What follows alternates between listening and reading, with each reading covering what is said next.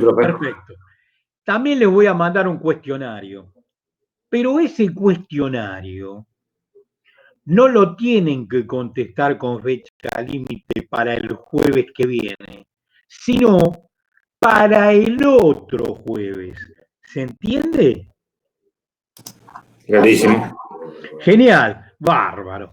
Entonces, tienen tiempo de hacer los dos ejercicios por equipo, por sesión y por cookies, y a los 14 días que ya tienen el material, pero yo este fin de semana les estoy enviando las preguntas, de tal manera está armado el cuestionario que cuando yo pregunte en el corte de control, lo que voy a preguntar son las preguntas de dónde y del cuestionario, y otra cosa no va a ser. Bien. De tal manera que sí van a trabajar, pero no hay sorpresas, sí hay trabajo, pero factor sorpresa nulo, de tal manera que aquel que estudió le va a ir bien, y el que no estudió porque no pudo o porque hay razones varias, razones de trabajo, razones familiares, razones de salud, razones de lo que quieran, pero eh, se los mando con una carga y un tiempo que estoy convencido de que todos lo van a poder realizar. Esa es la idea, no acogotar a nadie, sino llegar a los objetivos como más o menos llegamos a la materia lenguaje del cuatrimestre pasado. Bueno, pero también creo que ayer a la tarde les mandé unas diapositivas de Corva. Eso les llegó a todos, ¿verdad? Porque si no estaría hablando en el aire. Sí, profe. Sí. Genial. O sea,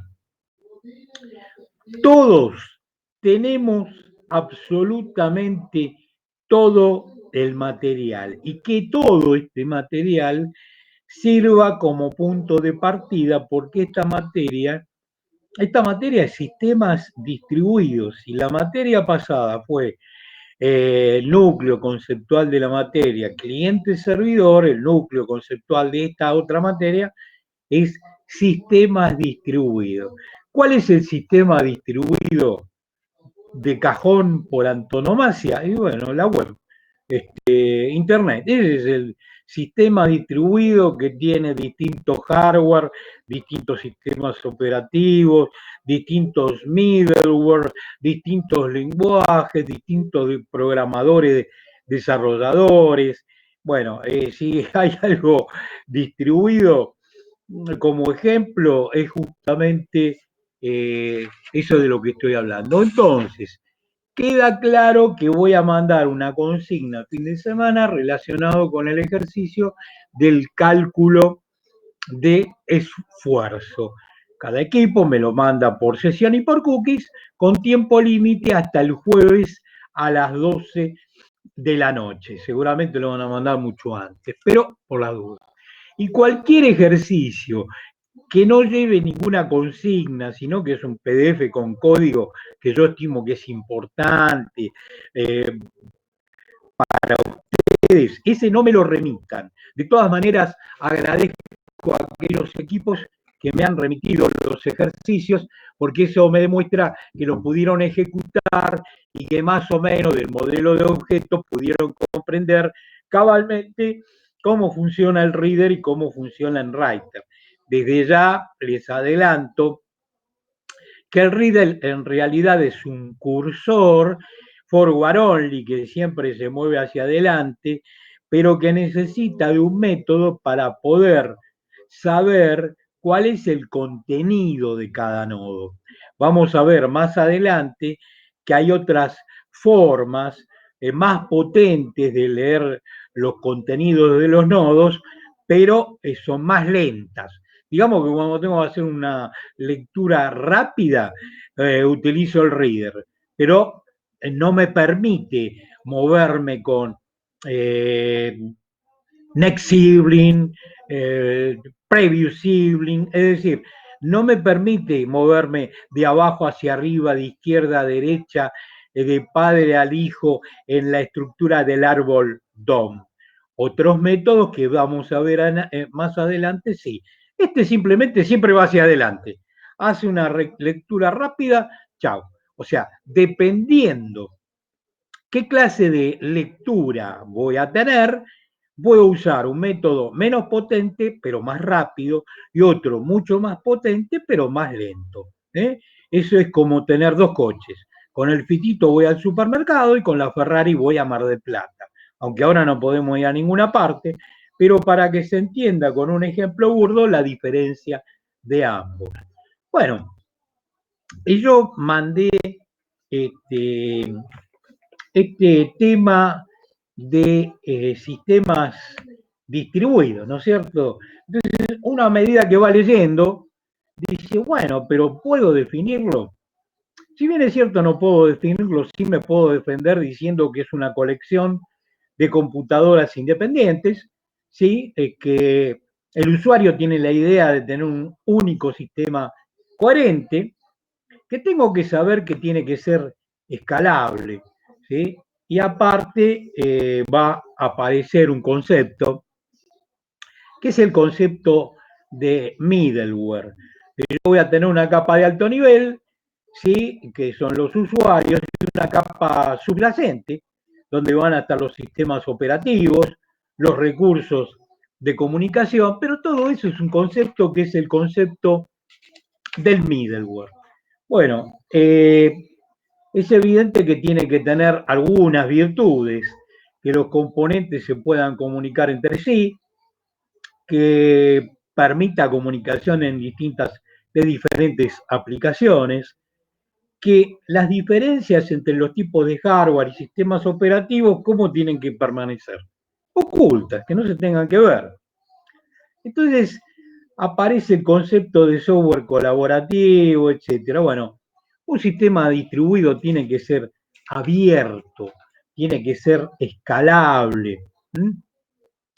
Y el ocultamiento, respecto respecto de qué? Y bueno, respecto del acceso, de la ubicación, de la migración, la reubicación, la replicación, el importantísimo concepto de concurrencia. El concepto de concurrencia del sistema distribuido es fundamental. Está relacionado con multiprogramación, con multiprocesamiento. Es decir, cuando yo quiero compartir un recurso, que varios usuarios tienen que compartir ese recurso, aparece sin duda el concepto de concurrencia. También el tema de las fallas. Es decir, cuando yo hablo de acceso, hay diferente representación de datos, ¿sí? La ubicación es cómo localizo al recurso. La migración, cuando un recurso puede moverse a otra ubicación. La reubicación, bueno, estamos relacionados con eso. La reaplicación es la copia de un recurso. Ya vamos a ver para qué me sirve replicar, ¿sí? Por ahí me sirve para tener plena accesibilidad a los datos, pero también puedo llegar a tener problemas de consistencia cuando tengo mucha replicación. Entonces, las características deseables son el grado de apertura y la escalabilidad. Bueno, cuando empiezo a hablar de grado de apertura, eh, ahí aparece la última diapositiva que yo les mandé, que es la diapositiva de Corva. Ustedes recuerdan la semana pasada cuando estuvimos hablando de sistemas distribuidos orientados a objetos, sistemas distribuidos orientados a servicios, que obviamente también son orientados a objetos, sin ninguna duda, pero están encasillados de esa manera. La última PPT es de Corva, fiel representante junto con RMI Java del modelo distribuido orientado a objetos. ¿Qué hicieron? En el año 80 hicieron un RPC lo agregaron al concepto del modelo orientado a objeto y crearon Corva. Genial. Bueno, pero como se sigue usando las grandes corporaciones que intercambian datos con un lenguaje y con COBOL, siguen utilizando Corva. Nosotros no vamos a hacer ningún trabajo práctico con Corva, pero sí lo vamos a hacer con Web Services. Pero como es una facultad, necesitamos conocer, aunque sea la arquitectura, aunque sea el modo de transmisión, aunque sea, bueno, un concepto de las partes constituyentes de Corva. RMI y Java es bastante parecido, por eso nos vamos a abocar a Corva. La última diapositiva tiene que ver con lo que vamos a hablar en este momento. Un sistema distribuido abierto ofrece servicios de acuerdo con reglas estándar, que tiene una sintaxis y una semántica de servicios. Profe. Los servicios se van a especificar a través de interfaces. En este tipo de desarrollo se desarrollan las interfaces. IDL es Interface Description Language. Bueno, a ver, se parece a C++, pero no es C++. Se Profe, parece... sí. Sí, yo quería preguntarle antes de que siga adelante, porque justo terminó lo de Corva y le estaba levantando la mano. ¿Cuál es, digamos, la implementación que no es Corva del lado de .NET? Web Services. Web Services, ¿se llama Web Services, Microsoft Web Services o cómo se llama? Web Services. Ok. ¿Va a Bien. mandar alguna PPT del lado de Microsoft? Porque como básicamente casi siempre laburamos con Microsoft y justo a mí me tocó hace poco hacer una entrevista donde tuve que ver cosas de RCP, me interesa el tema. De Web Services vas a estar repodrido del material que te voy a mandar. Ah, genial. ¿Queda claro? Sí, genial, gracias. Bien, perfecto. Bueno, entonces, vos fíjate que Corva y Web Services serían el River y Boca. Obviamente hay sistema distribuido orientado a eventos, sistema distribuido orientado a mensajes, sistema distribuido orientado a lo que se te ocurra, pero no podemos, tenemos que ser racionales. Entonces, ustedes van a recibir más adelante de Web Services, aparte van a recibir un paso a paso para hacer Web Services, van a recibir consignas que van a tener que resolver y remitirme esos trabajos con fecha y nota de concepto. No se preocupen. Los web services le van a salir, pero por las orejas le van a salir. Así que quédense tranquilos, pero no tengan mucho apuro, porque yo suelo mandar material. Quédense tranquilos que van a recibir todo el material. Aparte, a Sara, tener en cuenta, vamos a ver los ritmos para todos, ¿de acuerdo? La idea es que lleguen todos. Algunos van a viajar a 20 kilómetros por hora, otros a 60, pero necesito que lleguen todos. ¿De acuerdo, Nicolás? Sí, profe, sí, no hay drama. Yo lo Perfecto. preguntaba porque estaba interesado más que nada. No te preocupes, vas a tener que resolverlo y vas a tener que aprobarlo. Vas a ver cómo te va a interesar. Bueno, seguimos nomás. Entonces, yo estaba hablando del lenguaje de interfaces. Ese lenguaje está armado en interfaces y módulos. Entonces, el programador se pone a programar, ya tiene un objetivo. ¿Qué tiene que hacer el cliente y qué tiene que hacer el servidor? Bien, ¿cuál es la magia de Corva, de Common Object Request Broker Architecture? Eso viene de ORB, Object Request Broker, que es un middleware bastante particular orientado a objetos, que tiene un compilador que permite mapear lo que hizo el que programó el lenguaje de interfaz del lado del cliente en un lenguaje determinado y del lado del servidor en otro lenguaje. Por lo tanto, mágicamente, yo puedo implementar del lado del cliente en C# y puedo implementar del lado del servidor en COBOL y se van a entender perfectamente. ¿Por qué razón? Porque cuando termino de compilar eso que el programador programó en IDL, Interface Description Language, creó automáticamente del lado del cliente un código y creó automática y mágicamente un código del lado del servidor, mapeado en lenguaje distinto. Lo mapeo del lado del cliente en C# y del lado del servidor en COBOL. ¿Hay implementado algo hasta ahora? Absolutamente nada. Lo que tengo que hacer del lado del cliente, implementar el formulario, ¿sí? En lenguaje C#.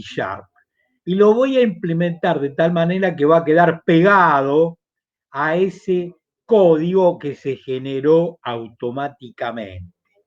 De tal manera que justamente ese código del lado del cliente, del servidor, soluciona todos los problemas de comunicaciones.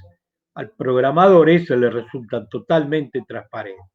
Bueno, si yo trabajo en Corva, del lado del cliente se llama Stub, del lado del servidor se llama Skeleton. Si yo trabajo en RMI Java, que es parecido, del lado del cliente lo llamaron Proxy y del lado del servidor lo llamaron Skeleton. El concepto es exactamente el mismo. Para evitar, digamos, no generalizar, vamos a generalizarlo entonces, ¿no? Del lado del cliente será código de resguardo del lado del cliente y código de resguardo del lado del servidor, tanto para Corva como para RMI Java. Bueno, ¿qué otras cosas hay en la estructura, en la arquitectura del famoso Corva? Yo tengo un repositorio de interfaces del lado del cliente, tengo un repositorio de implementaciones del lado del servidor, tengo el famoso ORB en el medio, obvio, porque es el middleware, es el que me gestiona el diálogo entre el cliente y el servidor. Y ahí aparece, ese diálogo está establecido por un concepto que se llama marshalling y unmarshalling, que en castellano sería algo así como serialización y deserialización. El concepto es exactamente igual. Bien, pero se establecen entre el cliente y el servidor invocaciones. Hay dos tipos de invocaciones: invocación estática e invocación dinámica. ¿Cuándo es una y cuándo es otra? Cuando yo por primera vez establezco un vínculo entre el cliente y el servidor y en forma programática, es evidente que lo tengo que compilar. Bien, entonces, como ahí el circuito es petición del cliente, stub, ORB, skeleton, servidor, la invocación dinámica se usa tomando un programa que ya está hecho y lo voy a tener en las implementaciones. ¿Está? Por lo tanto, yo tengo una diferencia. Por un lado la invocación estática y por el otro lado la invocación dinámica, que también puede ser síncrona y asíncrona, pero no vamos a entrar en tanto detalle. Yo lo que sé en la arquitectura de Corva, que no existe SOAP, existe lo tradicional, IOIOP, ¿no? Bien. TCP, IP, bueno, listo. Es tecnología del 80. Por eso no vamos a hacer ningún ejercicio. Los ejercicios van a ser de web services. Por lo tanto, la arquitectura, tengo un cliente con su stub, tengo el ORB en el medio, tengo el skeleton con su servidor. Del lado del cliente, las interfaces, del lado del servidor las implementaciones, los repositorios de interfaz y de implementación. Bien, quiere decir que a grandes rasgos, y las comunicaciones se hacen con TCP, a grandes rasgos de eso estamos hablando. Eso sería Corva, del cual tengo que tener alguna idea. RMI Java es muy distinto.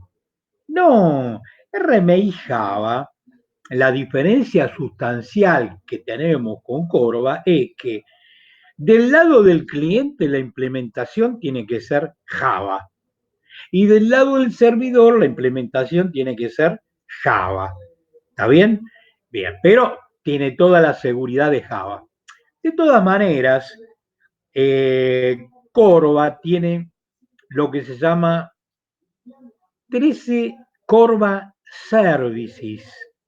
Simplemente vamos a hablar de 3, nada más. Cuando veamos Web Services, nosotros vamos a ver que yo puedo publicar mi servicio, que lo genero en el servidor, lo publico en lo que se llama la UDI, Universal Description, Discovery and Integration. Bien, ese repositorio donde yo publico las cosas, en Corva se llama Naming Services y Trading Services. Es el mismo concepto y está relacionado con publicación y descubrimiento. En Corva entonces tengo el servicio de nombres y servicio de catálogo que me sirven para buscar un servicio. Me sirvió, me vinculo con la empresa que ofrece el servicio y después, obviamente, hago la conexión comercial que tengo que hacer, capto ese servicio y se terminó. Obviamente, aparte del naming service y trading service, está el servicio de concurrencia, que eso es fundamental. Esas características antes estaban aparte de la especificación de Corva. Una pregunta muy importante, si en un final, un parcial, un recuperatorio se me ocurre preguntar ¿qué es Corva? A nadie se le ocurra decirme que es un lenguaje, ¿eh? Corva es la especificación de un sistema distribuido orientado a objetos. Suficiente. Con eso es suficiente. Bien, y esta especificación está hecha por una institución que se llama OMG. Bien. Quiere decir entonces que en algún momento vamos a ver la contraparte de Web Services. Una pregunta que suelo hacer y es muy importante es cuando yo desarrollo, perdón, un sistema distribuido en Corva, ¿en qué se diferencia de desarrollar un sistema distribuido con Web Services? Esa es una pregunta fatal de parcial, recuperatorio, de final, de como quieran llamarlo. Entonces les adelanto algo. Muchos de ustedes ya están desarrollando servicios web, pero para los que no lo están desarrollando, ahí va el concepto.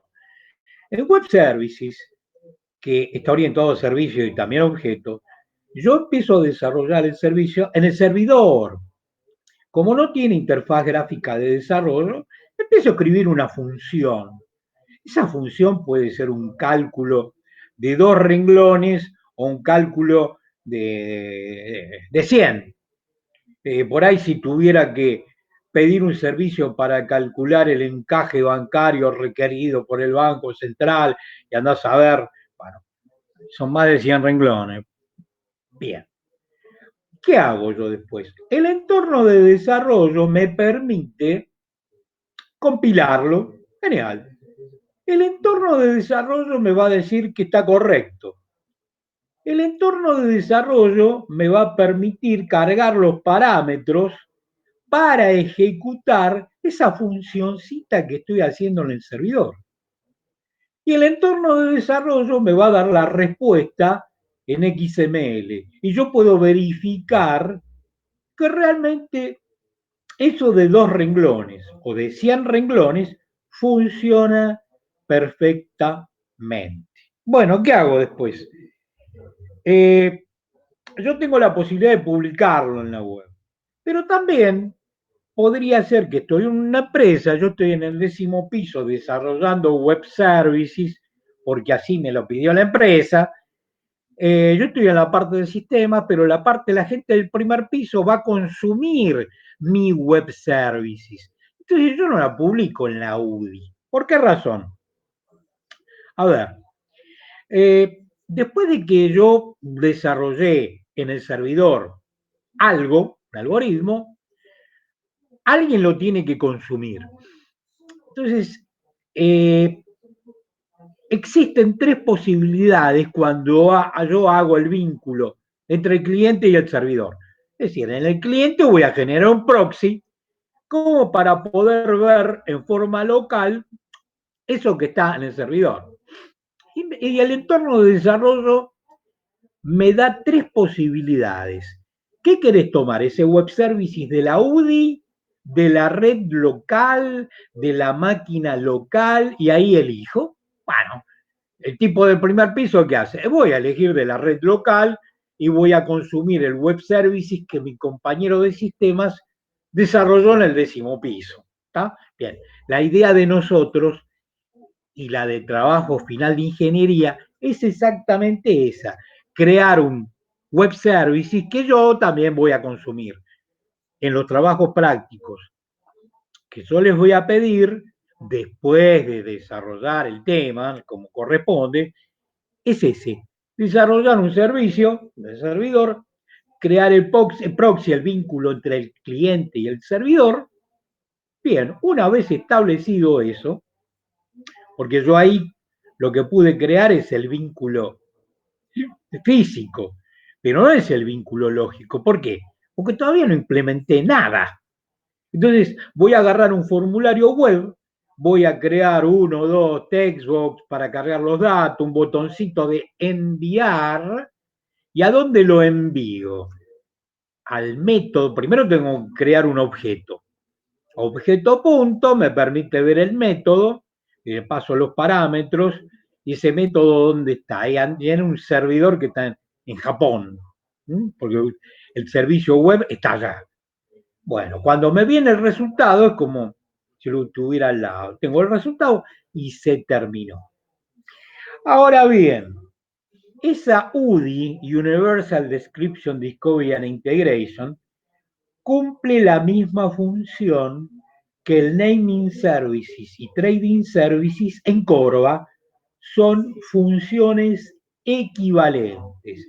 Y el concepto encerrado en esas eh, equivalencias es el concepto de publicación-descubrimiento. Ese es el concepto principal. Que se llame Registry en RMI Java, que se llama Naming Services en Cora, o se llama Udin Web Services, interesa. El concepto es ese, el de publicación y descubrimiento. Bueno, ¿me quieren formular alguna pregunta hasta Yo, acá? yo ahí le acabo de levantar la mano. Había dicho que iba a aclarar las diferencias, pero no sé, yo no lo entendí como una diferencia, lo entendí como una similitud. Claro, la diferencia en la fabricación, Ah, ok, ¿está bien? ok, Entonces, la repito para que quede claro. gracias. No, por favor, hasta me pagan y todo para esto. Escúchame, Está bien. vos cuando fabricás algo en Corva, perdón, cuando vos desarrollás algo en Corva, lo haces en lenguaje de interfaz y tenés un compilador mágico que te permite mapear del lado del cliente en un lenguaje y del lado del servidor en otro lenguaje. ¿Está? Ok, Bien. E implementás después algo en el cliente y algo en el servidor. En Web Services, vos creás la aplicación en el servidor. Después la publicás son parecidos, pero no son iguales. Cuando yo les pregunte acerca de la forma diferente en el desarrollo, es esa. Tienen que hacer hincapié en el tipo de compilador que hay en Corva que te permite mapear de un lado y otro en distintos lenguajes. ¿Sí? Perfecto, perfecto. Bien. Ojo con eso. No se olviden, si quieren anótense algo, no sé si graban la clase, no interesa. Lo importante es que no fallen en el momento que yo les pregunte. No me digan que son iguales porque estamos en el horno. Bien, entonces, cuando ustedes tienen la diapositiva y hablamos respecto del grado de apertura, ahí aparece las diapositivas de Corva, porque tienen importancia. En ese momento le pueden dar una leída por arriba, ¿sí? Sin ahondar en invocaciones estáticas ni dinámicas, pero sí la arquitectura, una idea de la arquitectura. Bien, respecto del grado de apertura, seguimos con sistemas distribuidos,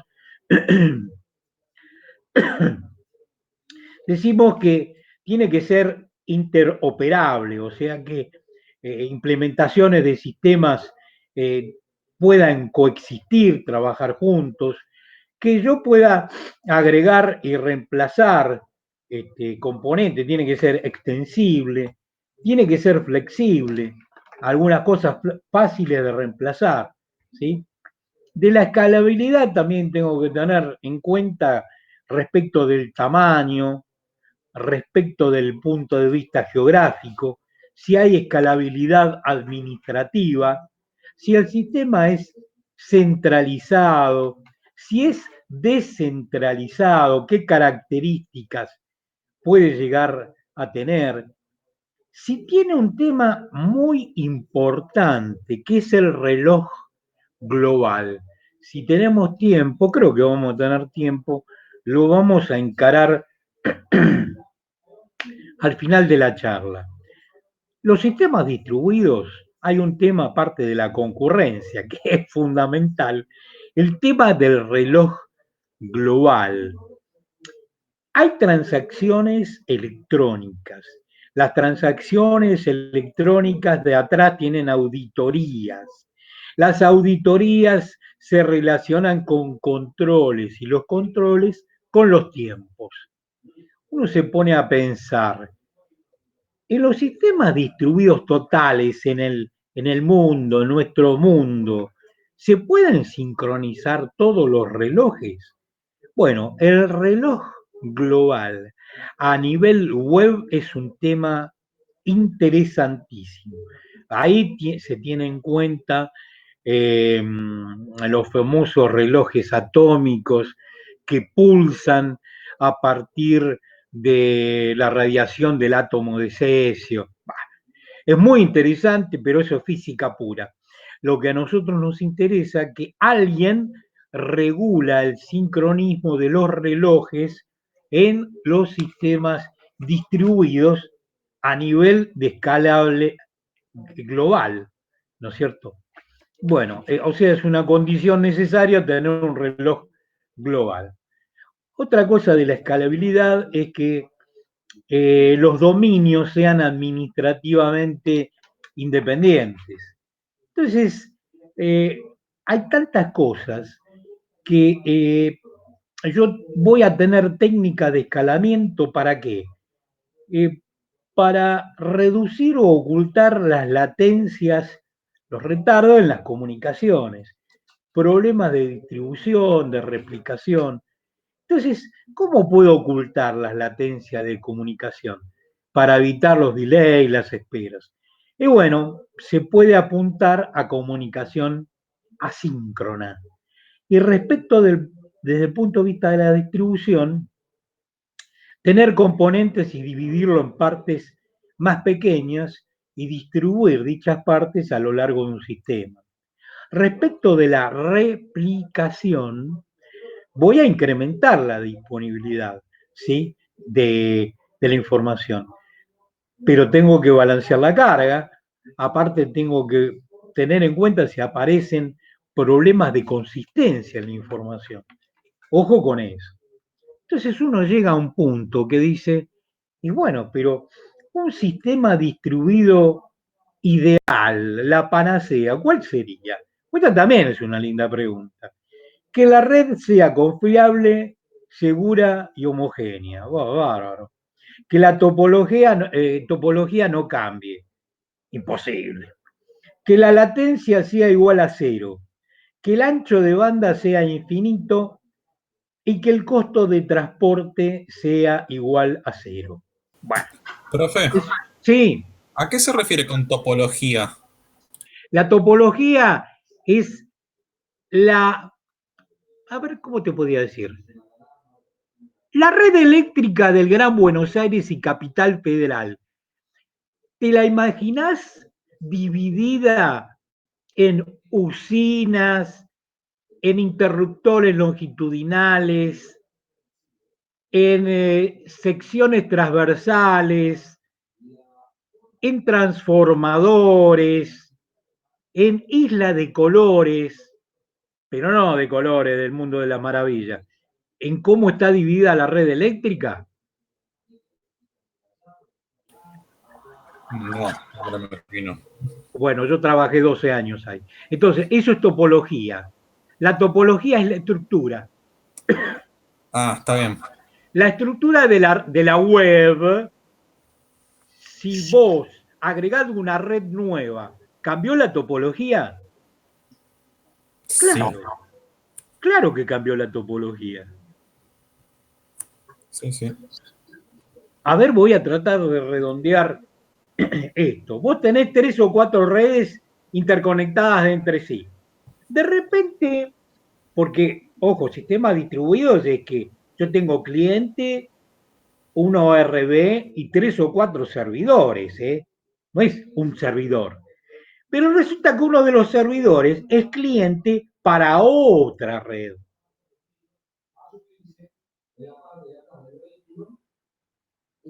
Y así sucesivamente. En Corva, en cualquier sistema distribuido, yo puedo tener 3 clientes que tienen un solo ORB y que están vinculados con 2 servidores. O un cliente a través de la ORB con 8 servidores. Pero a su vez, uno de esos 8 servidores es cliente para otra red. Eso es un sistema distribuido. Y la topología es eso. Ahora, yo le enchufé a uno de los servidores, lo establezco como cliente de otra red, cambié la topología. Eso es topología. Ok, perfecto, quedó claro. Lo, perdón, no tiene nada que ver con topología en matemática. Topología en matemática estudia las formas, ¿sí? Pero desde el punto de vista geométrico, matemático. Acá lo que estoy cambiando es la posición de las cosas porque estoy... Suponete que quieras sacar una red, también cambió la topología. Supongamos, cuando yo trabajé en el Centro de Movimiento de Energía, que lo que tenía era un panel mímico tenía 9 metros de ancho por 5 de alto, lleno de lamparitas. Cada lamparita el, representaba lo que venía del Chocón a la red de Segua, por decir algo, Ítalo, Puerto Nuevo, Nuevo Puerto, Costanera. Entonces, ¿vos qué tenías arriba de todo? Arriba de todo tenías una subestación que se llama Ezeiza, con una relación de transformación de 500 kilovolt a 220 kilovolt. Y de ahí para abajo, las relaciones de transformaciones bajaban, porque vos tenías alta tensión, media tensión y baja tensión.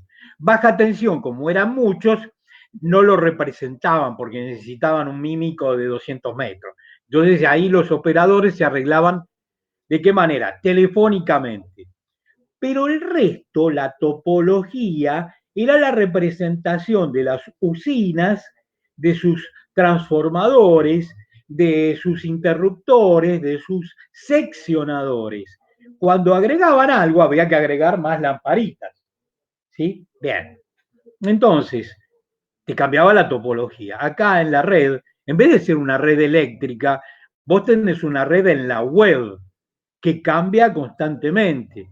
Entonces, ese sí es un desafío que tenemos en sistemas distribuidos.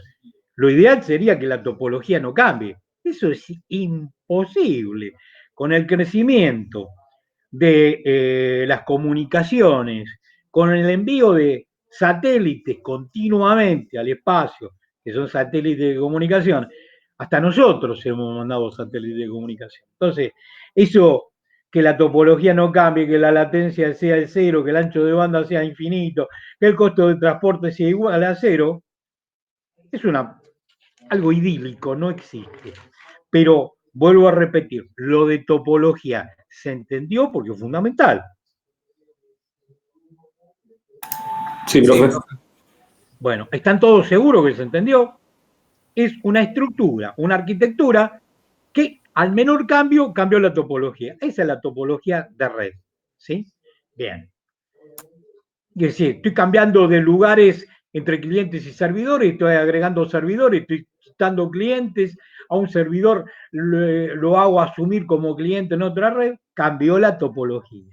Bien. Hay una taxonomía es clasificación, pero dicho en difícil queda mejor, respecto de los sistemas distribuidos. Pero en todo vamos a tener en cuenta la arquitectura, los procesos, la sincronización, la consistencia y replicación, la tolerancia a las fallas, etcétera, etcétera. Hay sistemas distribuidos basados en la coordinación, donde los mensajes se direccionan por tema, donde el middleware lo que hace es encauzar desde los editores hasta los suscriptores. Después tenemos sistemas distribuidos de cómputo y tenemos que dividir en dos. A ver, están en clúster, donde el hardware subyacente consta de una colección de estaciones de trabajo conectadas por medio de una LAN de alta velocidad, donde cada nodo ejecuta el mismo sistema operativo. Y otra forma es en malla o en grid, que es un conjunto de sistemas de cómputo donde cada sistema podría caer dentro de un dominio administrativo distinto. Obviamente, distintas van a ser las características de hardware, software y tecnología de red. Bien, hasta ahí estamos. Ahora, hay una diapositiva, les pido por favor, esa que dice sistemas distribuidos de información, que creo que es la 19, que no la vamos a tener en cuenta porque es muy puntillosa, porque habla de las primitivas de transacción como begin transaction, end transaction, abort transaction, son muy a nivel de detalle, por lo tanto, la diapositiva que tiene como título sistemas distribuidos de información, por favor, no la tengan en cuenta. La siguiente que dice sistemas distribuidos masivos, no la tengan en cuenta. Si seguimos y si vamos a tener en cuenta los desafíos. ¿Cuál es el desafío mayor? Lo heterogéneo. Heterogéneo es sinónimo de distinto, ¿no? Heterogéneo, las redes, el hardware de las computadoras, los sistemas operativos, los lenguajes de programación y el estilo de los distintos desarrolladores. Bien, después vienen distintos tipos de middleware. Eso lo vamos a nombrar nada más. Por ejemplo, RPC, que significa Remote Process Call, en donde los clientes usan procesos que se ejecutan en CPU remota y pueden ser síncronas o asíncronas.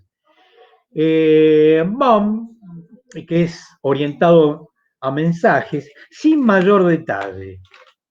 ORD, este sí, por favor, comunicación a través de objetos distribuidos, generalización del modelo cliente-servidor, agrega distribución al modelo de objetos, conserva las características de la programación orientada a objetos y nombra a Corva, Java RMI y Net Remote. Bueno, el SOM lo dejamos, no me interesa, y ahí entraríamos, a pesar de que creo que no les mandé, el tema de web services, cosa que no mandé en esta tanda para que sea más o menos digerible, ¿está? Porque ustedes van a recibir información que a corto plazo van a poder contestar, pero cuando yo termine de darle web services, ese cuestionario lo van a poder contestar en forma completa. Por lo tanto, ¿qué sería un servicio web? Bueno, se subordina a un conjunto de estándares que le permite ser descubierto y accesado a través de la red por aplicaciones cliente que también se apegan a dichos estándares.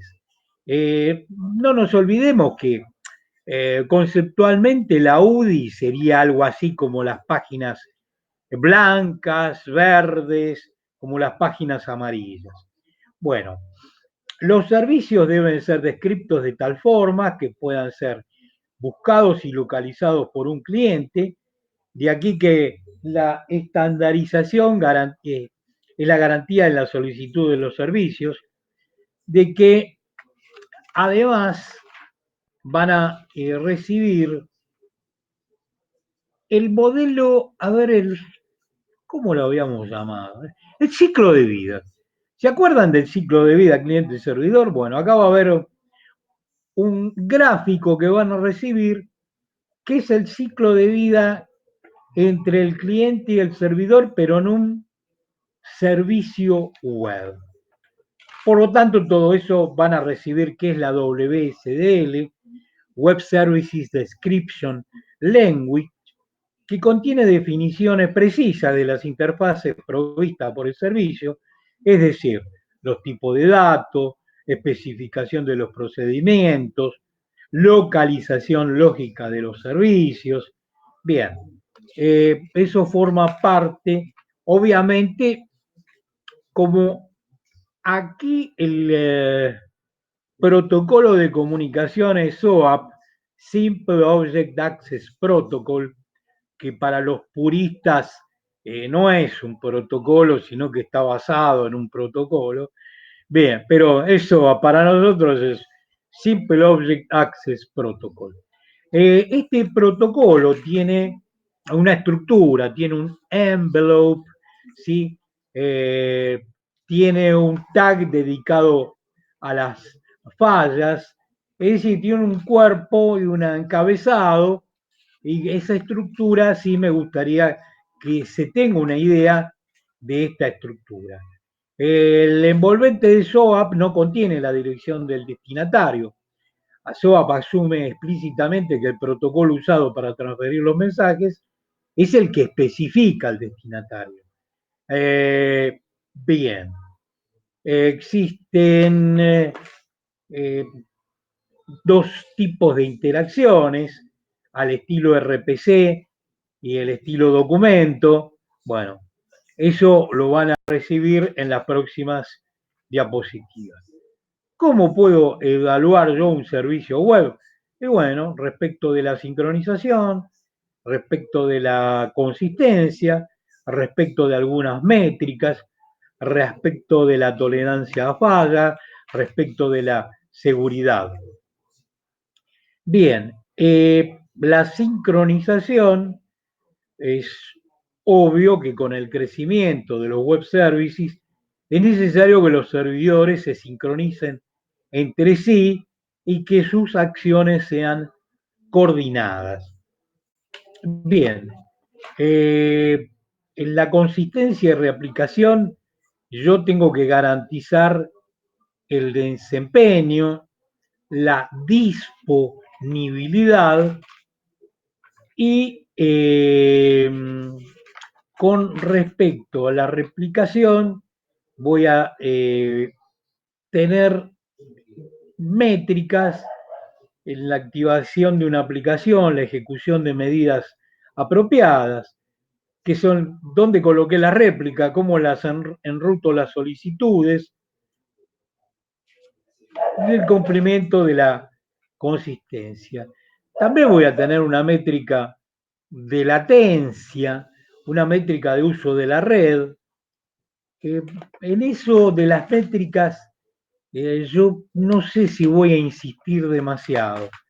También hay un concepto de tolerancia a falla que se llama BFT, que es cómo el servicio está diseñado para manejar fallas bizantinas. ¿eh? Fallas bizantinas es cuando tuviste, tuviste en cuenta un montón de cosas y te falló igual. Es una falla intempestiva. Entonces hay un tipo que se llama Castro y Liskov que estudió cómo manejar las fallas bizantinas. Con conocer que hay un autor que estudia eso es suficiente. En la parte de seguridad, y bueno, algo de SSL, y además el tema de una definición que les quiero dar porque son sutilmente diferentes, pero son diferentes. Realmente estoy recorriendo la diapositiva para que no se me escape nada de lo que sí tengo ganas de preguntar. Y quiero llegar a la diferencia entre RPC, entre Corva, ¿sí? Y entre RMI Java. Profe, sí. había nombrado a Liskov. ¿Cómo era el nombre que había dicho? Fallas bizantinas de Liskov, con K. ¿Pero tiene alguna relación con Bárbara Liskov? Bárbara, que es una Sí, mujer. sí, digamos, de Solid. Bárbara Liskov. Y puede ser. Ah, ok. Después googlealo. Este Liskov es el que estudia el tema de fallas bizantinas. ¿Sí? Ok. Bien.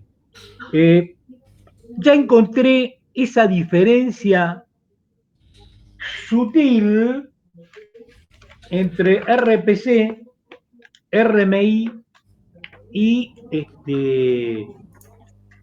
Corva. Yo la voy a decir en forma oral la diferencia, y si ustedes no se ofenden, después las voy a leer como para que la puedan anotar. Porque son diferencias sutiles, pero son diferencias que existen. Ahí lo encontré, profe. Sí, ¿qué encontraste? Es Miguel Castro y Bárbara Liskov. Macanudo. Son las Bueno, que introdujeron el algoritmo de práctica de tolerancia de fallas bizantinas. genial, bárbaro. ¿Para qué voy a anotar Bárbara? Porque yo siempre digo, son todos hombres. Miguel Castro y Bárbara Liskov. Sí, está bien, Bárbara y Miguel. Genial.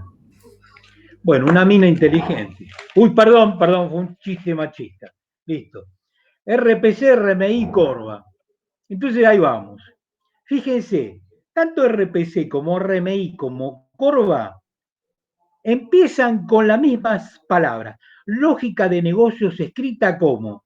Bien.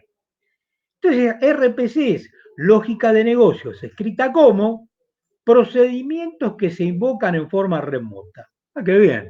Y RMI, lógica de negocios escrita como objetos cuyos métodos son invocados en forma remota. Qué bien. Y Corva, lógica de negocios escrita como objetos que son invocados en forma remota. Son parecidos, pero no son iguales y son preguntas de examen. ¿No se ofenden si lo anotan? ¿Cómo no? Lo que sí, para las tres, el inicio es igual. Lógica de negocios escrita como.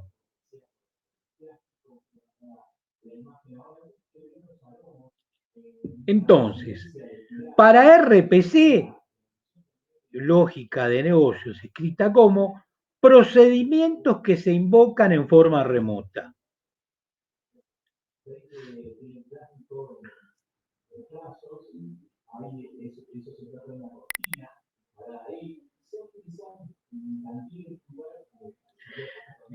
Para RMI, bueno, lógica de negocios escrita como objetos cuyos métodos son invocados en forma remota.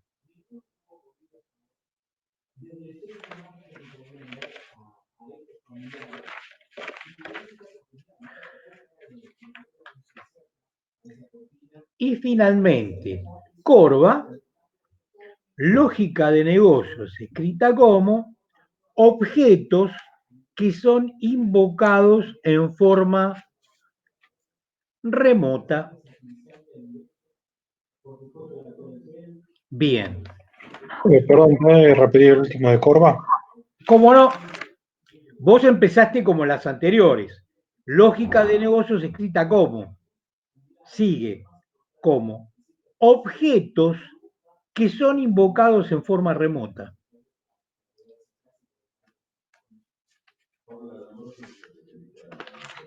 Bien. Todas son parecidas, pero no son iguales.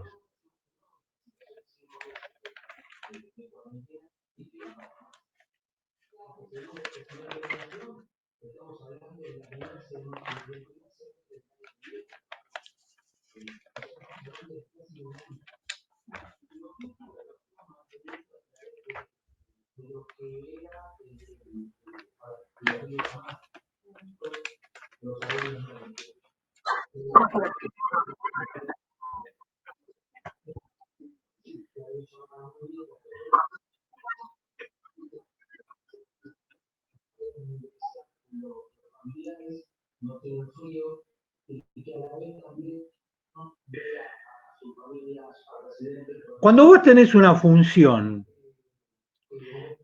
y un procedure, ¿qué es?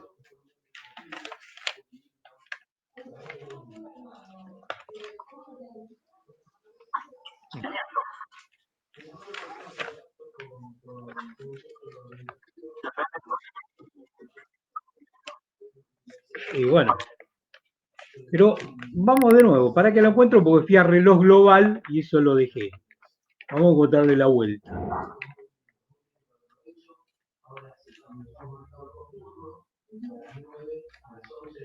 RPC.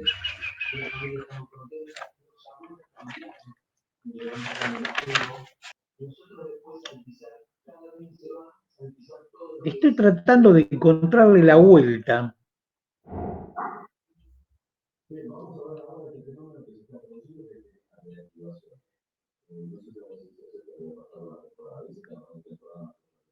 Porque yo puedo tener un método que es individual. Y en los procedimientos, yo puedo tener un hilo conductor que tiene varios métodos. RPC es Remote Process Call. Los procesos pueden tener varios métodos a través de un hilo conductor. ¿Cómo funciona Unix? Tampoco me quiero ir por las tapas. Vos tenés un hilo conductor que es el fork y dentro de ese fork tenés un montón de métodos y lo que haces después con un join es juntar los resultados de cada uno de esos métodos.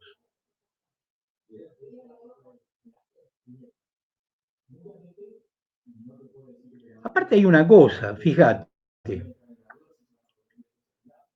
Yo lo que voy a invocar es un procedimiento o un proceso en forma remota. En RMI, vos vas a invocar el método de un objeto y en Corva vas a invocar al objeto.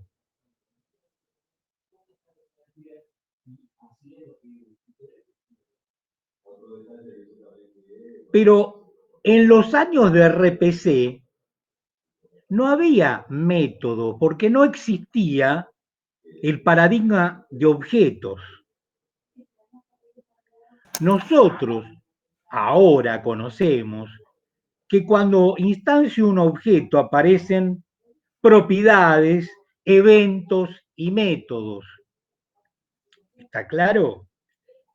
En la época de RPC no existían los métodos, existían los procedimientos y si vos querés mejor, los procesos. No sé si me explico bien. Sí, profe, o sea, no estaba orientado a objetos antes. El proceso era como un proceso batch. Exactamente. Es decir, cuando RPC se le suma al paradigma orientado a objetos, aparece Corva. Pero RPC por sí solo nunca tuvo detrás el paradigma de objetos. Por lo tanto, si vos querés hacer similar procedimientos con procesos, estoy completamente de acuerdo con vos. Pero métodos no existen en la época de RPC, porque no existía el paradigma de objetos. A todos les queda claro, porque es importante, la pregunta fue muy buena. Sí, profe. Bien, Sí. perfecto. Sí, Genial. Bueno, yo iba a seguir con algo, iba y voy a seguir con algo que es importante, que por ahí no lo tomo en el primer parcial, pero por ahí a ver en el segundo parcial. ¿Y por qué el reloj global es importante? Porque las transacciones de comercio electrónico hay que auditarlas. Para auditarlas hay que marcarlos en el tiempo en forma precisa. Se han desarrollado algoritmos que dependen de la sincronización de los relojes, ¿sí? ¿Por qué? Porque hay que comprobar la autenticidad de una solicitud enviada a un servidor. Sirve para consistir datos distribuidos y para eliminar procesamiento de actualizaciones duplicadas. Entonces, unos tipos se pusieron a estudiar. ¿Cómo puedo sincronizar los relojes para la intranet? Bien, se inventó el método de Christian, el algoritmo de Berkeley. Genial. El método de Christian tenía un problemita, usaba un solo servidor. Cuando ese servidor palmaba, no había backup. Entonces, había un algoritmo probabilístico que conseguía sincronización solo si los tiempos de ida y vuelta entre el cliente y el servidor eran cortos comparados con la precisión requerida. Bueno, ese método de Christian tenía el inconveniente de un servidor único. Aparece para reemplazarlo el algoritmo de Berkeley, que lo que hace es elegir una computadora que coordine al resto y actúa como maestro. El resto de las computadoras están sincronizadas, pero son esclavos. Entonces, eso permitía que si se caía el maestro, era reemplazado por una de las computadoras esclavas. Bien. Pero ¿qué pasó? Creció con el tiempo la necesidad de hacer esta misma coordinación, pero en Internet, ¿sí? Entonces,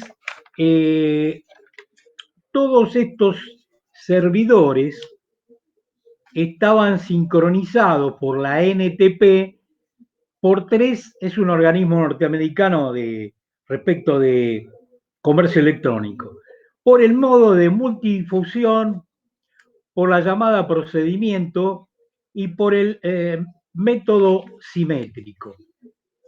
Nace entonces un algoritmo que se llama algoritmo de Lamport.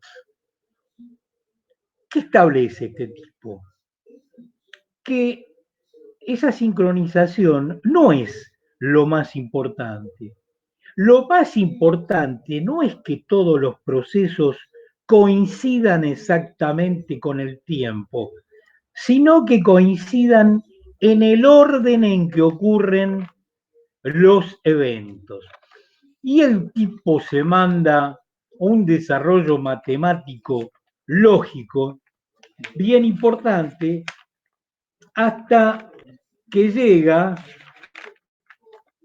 al meollo que dice, bueno, les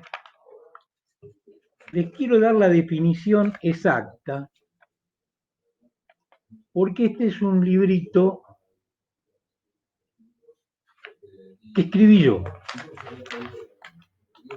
Cada mensaje lleva una marca del tiempo de salida.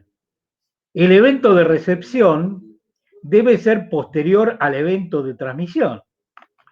Si un mensaje llega a un nodo destino y el reloj local indica un tiempo anterior al de la marca de tiempo, entonces el nodo debe adelantar su reloj local para cumplir con una relación que se llama en inglés happens before. Entonces, lo que dice Lamport es, mirá, no es importante el sincronismo en tiempo, sino lo que es importante es el sincronismo en la secuencia. Eso es decir, cuando el receptor recibe algo que es anterior al tiempo que se envió el mensaje, adelanta su relojito para que tenga una unidad más que el tiempo de envío. Esto, dicho así en muy corto, es un librito entero. Yo tengo un libro publicado y el quinto capítulo de ese libro, que está en formato de papel, realmente no lo pueden tener, pero el meollo de la cuestión es justamente ese reloj de Lamport. ¿Qué hicieron los norteamericanos? Y bueno, dijeron, bueno, vamos a crear un reloj vectorial que tiene más precisión que el anterior. Todo para salvaguardar dentro de lo que es sistemas distribuidos las transacciones comerciales electrónicas. Por lo tanto, sistemas distribuidos tiene todo lo anterior, la heterogeneidad, sus topologías, su ancho de banda, su latencia. Bueno, y le tenemos que sumar el concepto de reloj global para auditar la validez de las transacciones electrónicas. Bueno, señores, espero, ¿se entendió algo de lo que dije? Sí, sí. Sí, profe. Sí, se entendió. Un montón, pero se entendió. Sí, Un montón de info. Sí, bueno, pero estamos en cuarto año de ingeniería. Quédense tranquilos, Perfecto. que no los voy a matar. Quiero que estén informados. Va a haber un cuestionario que permite. Hay algunas cosas del reloj global que no van con lo del sistema distribuido. En ese aspecto, quédense tranquilos que voy a ser lo más racional posible. Lo que pasa es que es un tema apasionante y lo vamos a ir desarrollando de esta manera. Entonces, que quede claro, voy a mandar una consigna de un ejercicio por sesión y cookies que tiene que estar listo para el jueves a la noche. Listo. Y una consigna del cuestionario que va a tener que estar para dentro de 15 días, para el otro jueves a la noche. Bien, entonces hay tiempo racional. Eso creo que se entendió fácil. Sí, sí. Bueno, Eso sí.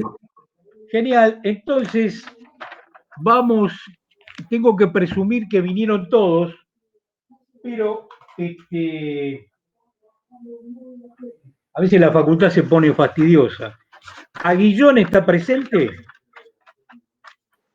Sí, profe. Muy bien. Azara está presente. Sí, profe. Chipolate está presente. Arellano, Sí, profe. Castelo, Sí, profe. D'Angelo, Sí, acá estoy, profe. Duarte, Sí, acá, profe. Fernández Patricio. Presente, profe. Chipolate, ¿está o no está? Sí, profe, perdón. Acá estoy. Genial, bárbaro. Denis, Acá estoy. Esquivel, Acá estoy. Gassman, Presente. Goncalves, Presente. González, Presente. Godoy, Presente. Jarpa Presente. y Paraguirre, Correto, Presente. Lococo, Presente. Luongo, Presente. Malarini, Presente, profe. López Ariel, Presente, profe. Lago, Presente. Martínez Latapie, Presente. Martínez Mauro, Acá presente. Martínez Ríos, Presente. Malerva, Presente. Nieto, Presente. Cristian, Rojo, Acá presente. Ríos Alan, Ríos, Roldán está, Sí, presente. Ríos no está. Si tenés problemas de comunicaciones, Ríos, mandame un mail antes de que pase la lista en mi Wi. Bueno, señores, les deseo un buen fin de semana a todos. ¿Alguna pregunta final? Perdón. Profe, a mí no me nombró. A mí tampoco, profe.